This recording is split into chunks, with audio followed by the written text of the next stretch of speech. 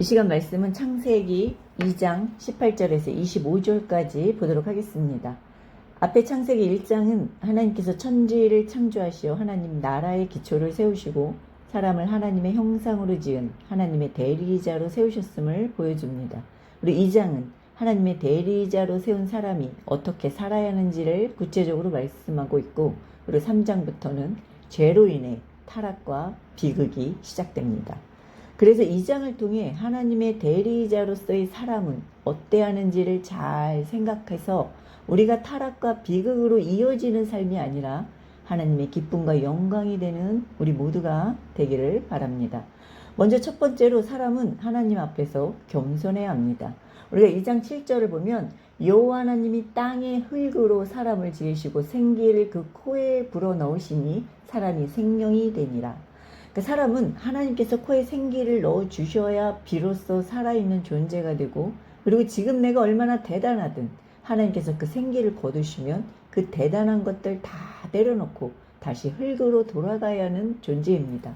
그래서 지금 내가 하나님의 생기로 살아있다면 마땅히 하나님 앞에서 겸손해야 한다는 것을 우리 말씀을 통해 보여줍니다. 우리가 이전 그 19절에 보면 흙으로 각종 들짐승과 각종 새를 지으셨다고 합니다.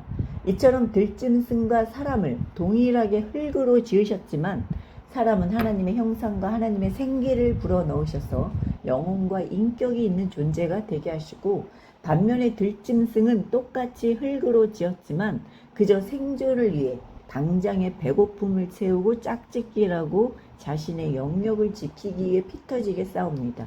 그러나 사람도 자신이 흙이라는 자신의 근원과 한계를 기억하지 못하고 하나님 앞에서 겸손하지 못하고 감사하지 못하고 또 영혼보다 육신의 욕심을 앞세우고, 그리고 하나님의 관계와 사람의 관계보다 자신의 이익과 생존만을 위해 살아간다면 우리도 들짐승과 다를 바 없는 삶이 되면서 타락과 비극의 길로 들어서게 될 겁니다.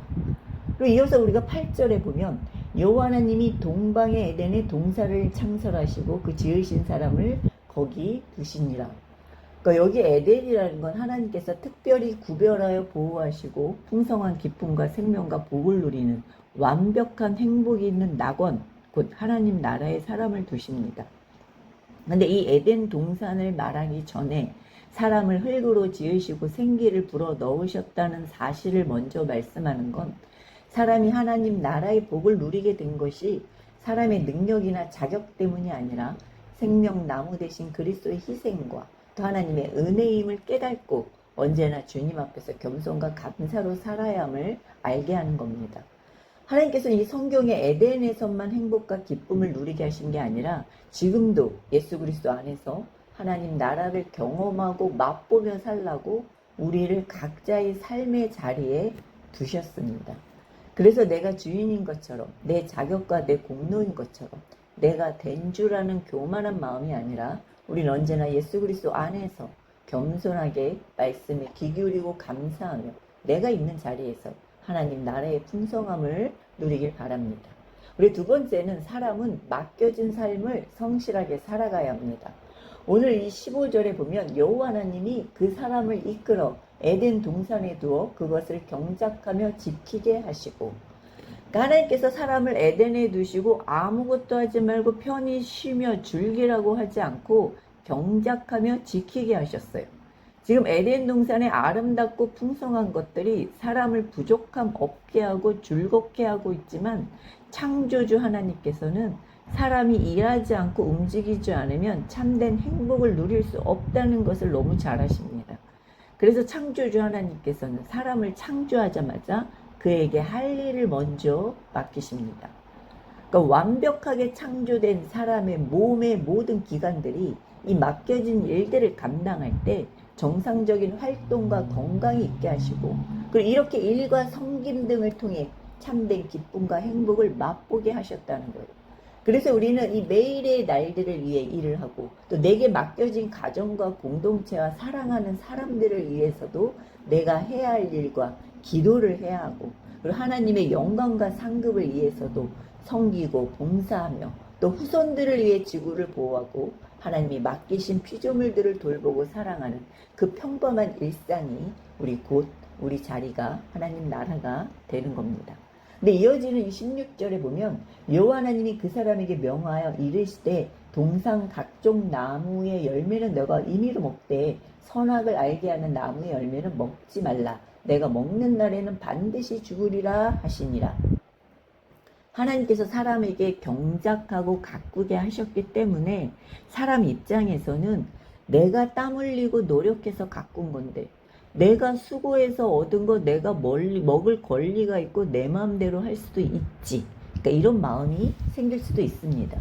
그래서 지금 죽음에 이르게 하고 비극이 시작하게 하는 것이 이 선악과 열매 자체에 있는 게 아니라 주님이 주인 되시고 나는 대리자이자 청지기임을 망각하고 하나님 말씀을 벗어날 때 생명을 잃게 되고 비극이 시작됨을 항상 기억하라는 겁니다. 그러게 우리가 주님이 주인이시고 나는 그분의 대리자요 청직이라는 사실을 항상 기억하며 하나님께서 먹지 말라, 우상 숭배하지 말라, 미워하지 말라, 교만하지 말라, 나를 드러내지 말라 이렇게 하지 말라는 말씀에 순종하며 주어진 삶을 성실히 감당하길 바랍니다. 우리가 세 번째는 사람은 서로 존중하고 협력하는 관계가 되어야 합니다. 오늘 18절에 여호와 하나님이 이르시되 사람이 혼자 사는 것이 좋지 아니하니 내가 그를 위하여 돕는 배필을 지으리라 하시니라. 하나님께서 하나하나 창조하실 때마다 보시기에 좋았더라고 하셨는데 유일하게 좋지 않다고 말씀하신 것이 바로 혼자 있는 겁니다. 우리가 보통 무슨 일 있으면 혼자 있고 싶고 혼자가 편하고 혼자만 잘하면 된다는 생각을 할 때가 있어요. 물론 이런 순간도 필요하지만 이렇게 혼자 계속 있는 것이 좋지 않다는 겁니다. 근데 20절을 보면 아담은 모든 짐승의 이름을 주어질 만큼 가까이 하며 함께 있지만 돕는 배필이 없더라 이런 것처럼 이렇게 아무리 동물과 함께하고 가까이 해도 하나님의 형상을 따라 지음받은 사람만이 돕는 배필의 관계가 될 수 있다는 겁니다. 그러니까 이처럼 하나님의 형상을 따라 지음받은 사람은 그 어떤 피조물보다 존귀한 존재입니다. 그래서 사람을 어떤 동물이나 식물, 하물며 돌멩이보다도 더 아래에 두고 소홀히 하고 업신여기는 건 하나님의 창조 질서를 거스르는 일입니다.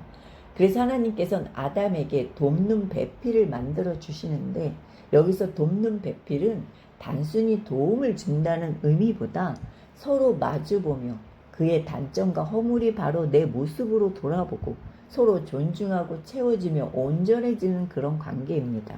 마치 오른팔이 있기에 왼팔도 자기 힘을 낼 수 있고 두 다리가 함께 움직여야 앞으로 나아갈 수 있는 것처럼 너가 있기에 내가 설 수 있고 너가 있기에 내가 더 행복하고 아름다울 수 있고 너가 있기에 내가 온전해질 수 있는 그런 관계로 만드신 겁니다. 우리가 2장 22절에도 보면 돕는 배필인 여자를 아담의 갈비뼈로 만드셨고 그리고 내 뼈 중에 뼈, 살 중에 살이라는 건 서로 우열을 가리는 관계가 아니라 서로가 분리될 수 없는 한 몸 같은 존재, 서로 없어서는 안 되는 너무 소중한 한 몸의 지체라는 의미예요. 그래서 사람은 서로 비교하고 차별하는 관계가 아니라 서로 존중하고 세워주고 협력하는 관계를 통해 하나님 나라의 행복을 이뤄가는 겁니다. 이런 관계가 부부에서부터 가정에서부터 시작한다는 겁니다.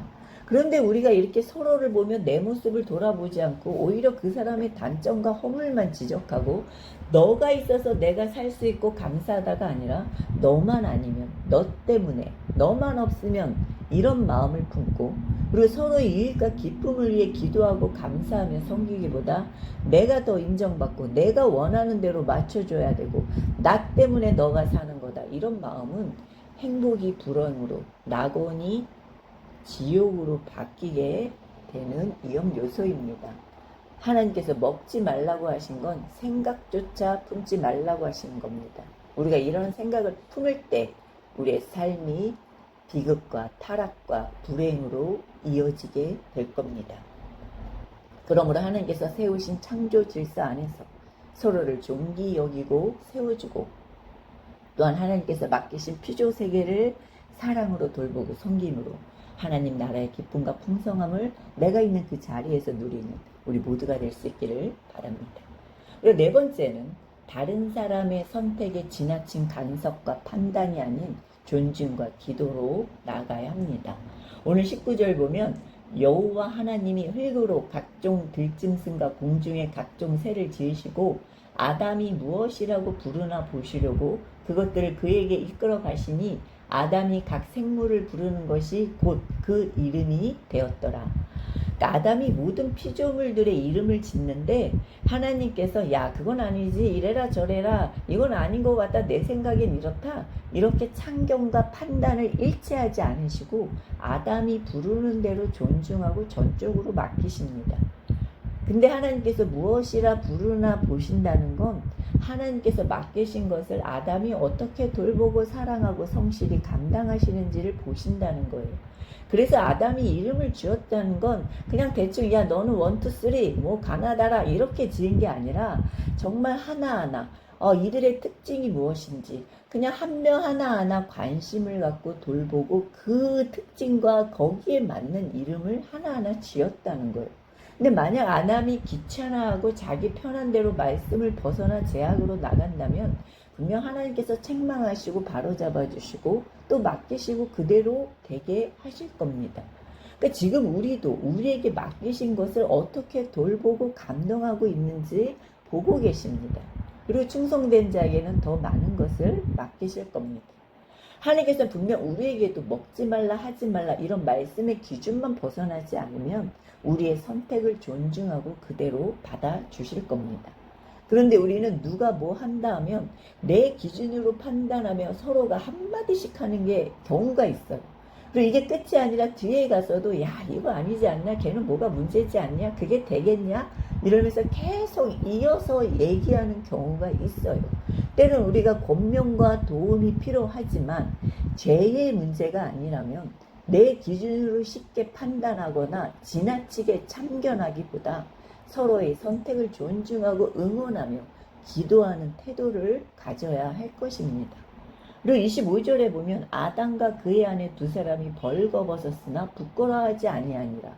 여기서 벌거벗었다는 건 외적인 것으로 판단하는 것이 아니라 하나님의 형상, 하나님의 대리자 이런 신분과 직위와 그리고 주인 되신 하나님께 집중되어 있기 때문에 부끄럽지 않고 악한 것이 틈탈 수 없습니다. 그리고 맡겨진 사명과 삶을 하나님 앞에서 책임있게 감당한다면 눌릴 것도 없고 부끄러울 것도 없고 피할 이유도 없고 두렵지 않습니다. 그러게 우리도 자신의 한계와 근원을 인식하고 겸손히 주어진 일을 성실하게 감당해야 합니다.